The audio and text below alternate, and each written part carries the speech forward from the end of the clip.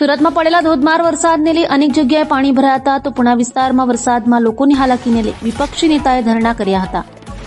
સુરતમાં ભારે વરસાદમાં લોકોના ઘરોમાં પાણી ઘૂસી જતા પુણા વિસ્તારમાં વરસતા વરસાદમાં વિપક્ષી નેતા પાયલ સકરિયા અને સ્થાનિક લોકો દ્વારા ધરણા શરૂ કરવામાં આવ્યા હતા। જ્યાં સુધી પાણીનો નિકાલ નહીં થાય ત્યાં સુધી લોકો ધરણા પર બેસશે તેમ જણાવ્યું હતું। તો સ્થાનિકોએ કહ્યું હતું કે સવારથી બાળકો પણ ભૂખ્યા છે, ઘરમાં પાણી ઘૂસી ગયું હોવાથી જમવાનું બન્યું નથી, લોકોને હેરાનગતિનો સામનો કરવો પડી રહ્યો છે।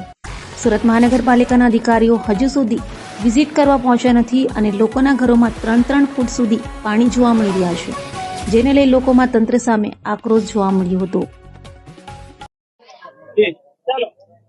સૌને નમસ્કાર, હું છું પાયલ સાકરિયા, સુરત મહાનગરપાલિકા વિરોધ પક્ષ નેતા અને મારી સાથે મારા સાથી કોર્પોરેટર શોભનાબેન કેવડિયા તેમજ તમામ મહિલા આગેવાનો અને તમામ સોસાયટીની બહેનો સાથે આજે અમે પૂર્ણાગામ તળાવ ખાતે અમે બધા બેઠા છીએ પાણીમાં। અહીંયા આજે અત્યારે એવું લાગે છે કે જાણે અમે સ્વિમિંગના બાથ ઉપર બેઠા હોઈએ। દર ચોમાસે તમામ જગ્યાઓ ઉપર પાણી ભરાય છે। ગયા વર્ષે ને આગલા વર્ષે મેયર ત્યારે હેમાલીબેન હતા ત્યારે આવ્યા એટલે સ્થાનિકોએ ઉડિયો બોલાવીને એને ભગાડેલા। આટલી પરિસ્થિતિ સામે ફેસ કરે છે છતાં પણ એનું નિરાકરણના નામે ઝીરો। આ બાબતે જ્યારે અમે રજૂઆત કરવા ઉભા થઈએ ત્યારે આ જ ભાજપી શાસકો ખાકા ફોજદારી કરતા હોય કે ભાઈ સુરત સિટી સ્માર્ટ સિટી છે, આપણને તમામ અલગ અલગ પ્રકારના એવોર્ડ મળે છે।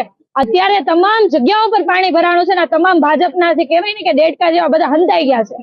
જયારે ચૂંટણી આવશે ત્યારે ડેડકાની જેમ બહાર આવશે। અહીંના સ્થાનિક ધારાસભ્ય પ્રફુલભાઈ પાનસેરિયા જયારે બીજી જગ્યાઓ પર ચૂંટણી હોય ત્યારે ત્યાં મોટી મોટી ખાકા ફોજદારી કરતા હોય, જ્યારથી એ ધારાસભ્ય બન્યા છે ત્યારથી ખોવાઈ ગયા છે।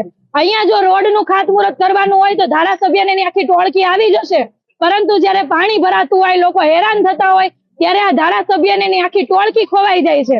તો એ જે કહેવાય કે કામરેજ વિધાનસભાના ધારાસભ્ય ચોમાસામાં ખોવાઈ જાય છે ને ખાતમુહૂર્તમાં ખાલી દેખાય છે, એને એટલું કહીએ કે તમારામાં જો તાકાત હોય અને ઓકાત પણ હોય તો ખરેખર આવો લોકોની વચ્ચે અને બેહો અહીંયા પાણીમાં, જે રીતના લોકો જીવે છે એવું જીવીને બતાવો, પછી તમે મોટી મોટી જ્ઞાનની વાતો કરજો।